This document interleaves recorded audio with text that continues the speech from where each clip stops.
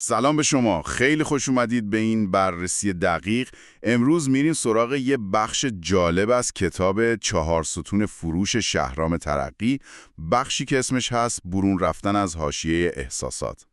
هدفمون اینه که بفهمیم نویسنده دقیقاً چی میخواد بگه در مورد مدیریت کردن احساساتمون و اینکه چطور با یه دید بازتر به سمت موفقیت بریم.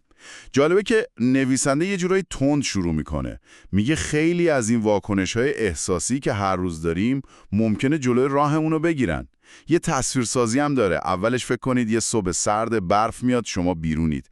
چند تا صحنه میبینید. یه پیرزن با کیسه سنگین، یه راننده تاکسی که داره بحث میکنه، یه بچه منتظر سرویس، یه واکسی، یه دختر و پسر جوون.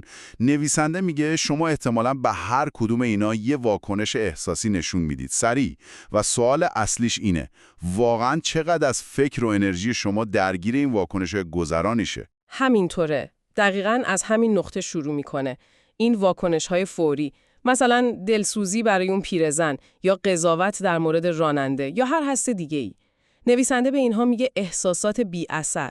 البته نه اینکه این حس‌ها ذاتاً بد باشن، نه.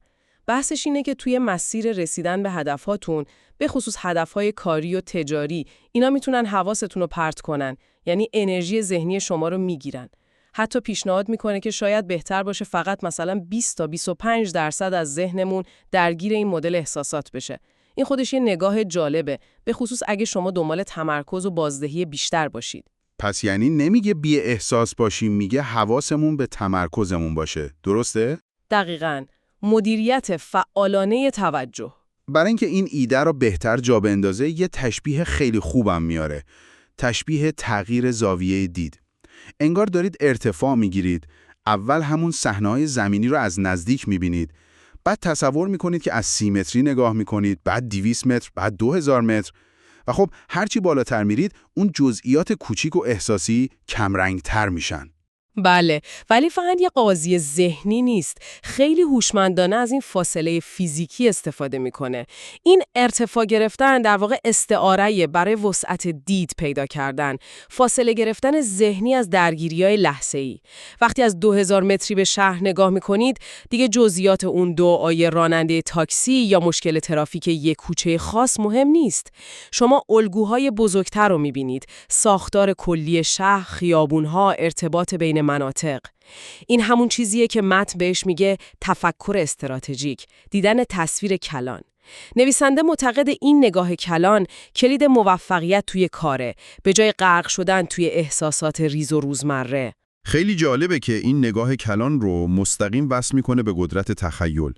مثال میزنه از بنیانگذارای شرکت‌های بزرگ، فورد، هیلتون، سونی، بنز، بی ام و. میپرسه اینا آیا واقعا از نظر فیزیکی جای دیگه‌ای بودن؟ خب معلومه نه. نه، دقیقاً کنار بقیه بودن. نویسنده میگه فرقشون توی تخیلشون بوده. تخیلی که فراتر از زمان و مکان حال فکر میکرده. دقیقاً.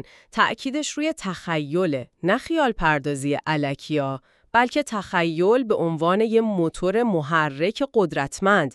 ببینید حتی مثالایی میزنه که شاید اولش بگیم خیلی دیگه دور از ذهنه. مثلا ساختن هتل روی کره ماه تا سال 2050 یا اینکه بچهای ما بتونن سفر تفریحی برن فضا. پیامش چیه؟ اینه که دستاوردهای الان ما هر چقدر بزرگ نباید سقف آرزوهامون باشه، سقف توانایی هامون نیست. انگار داره به شما میگه مرزهای ذهنیتون رو بشکنید، باور کنید چیزایی ممکنه که امروز شاید بگیم غیر ممکنه. و این شکستن مرزها فقط برای آینده‌های خیلی دور نیست انگار. خیلی صریح میگه این باورهای محدود کننده که هر روز میشنویم یا میگیم، مثلا سرنوشتم اینه یا طرف شانس آورد، اینا رو باید گذاشت کنار. درسته. به جاش میگه به قدرت درون خودمون تکیه کنیم. حتی یه جای متن تنفس رو به جذب قدرت‌های کائنات تشبیه میکنه. حالا این بخش شاید یکم عرفانی به نظر بیاد، ولی تأکید اصلیش روی یادگیریه. میگه مدام باید یاد گرفت. کتاب خوند، دوره رفت، سمینار شرکت کرد. اینا ابزار تقویت اون قدرت درونی هستن. بله و یه نکته کلیدی دیگه هم هست که نباید ازش غافل شد. نویسنده موفقیت رو لزوماً رسیدن به یه نقطه خاص توی یه زمان خاص نمیبینه. بیشتر روی فرایند و روش درست تاکید داره. شما رو تشبیه میکنه به یه هرکول نوزاد. قدرتش درونش هست ولی خب باید رشد کنه، باید پرورش پیدا کنه. توی دنیای کار این یعنی چی؟ یعنی تمرکز روی تعامل‌های روزمره مخصوصاً با مشتری‌ها. میگه حتی اگه یه صحبت با مشتری الان به فروش نرسه، مهم اینه که یه تجربه خوب براش بسازید. یه ذهنیت مثبت توی ذهنش بکارید. این خودش بخشی از اون فرایند رشده. انگار دارید بذر می‌کارید برای آینده. پس اگه بخوایم یه جمع‌بندی از حرفای نویسنده تو این بخش داشته باشیم، انگار میگه 3 تا کار لازمه برای موفقیت موندگار. یکی این که حواسمون به واکنش‌های احساسی آنی باشه، اونایی که تمرکزمون رو می‌دزدن. آها، مدیریتشون کنیم. دوم این که آگاهانه زاویه دیدمون رو ببریم بالاتر، انگار از بالا نگاه کنیم تا الگوهای بزرگتر رو ببینیم. بله، دید کلان. و سوم، از قدرت تخیلمون جسورانه استفاده کنیم. به چیزای بزرگتر فکر کنیم و باور داشته باشیم و همزمان روی مسیر و بهتر شدن روزمره تمرکز کنیم، نه فقط روی خط پایان. دقیقاً. و به نظرم بهترین نکته برای فکر کردن برای شما شنونده عزیز همینه. نویسنده تشویقتون میکنه حتی به کسب و کارهای بین سیاره‌ای فکر کنید تا ذهنتون بازتر بشه. حالا با این دیدگاه شاید بد نباشه از خودتون بپرسید امروز من از کدوم احساس بی اثر یا کدوم فکر محدود کننده‌ای که شاید ناخودآگاه بهش چسبیدم میتونم یه قدم فاصله بگیرم؟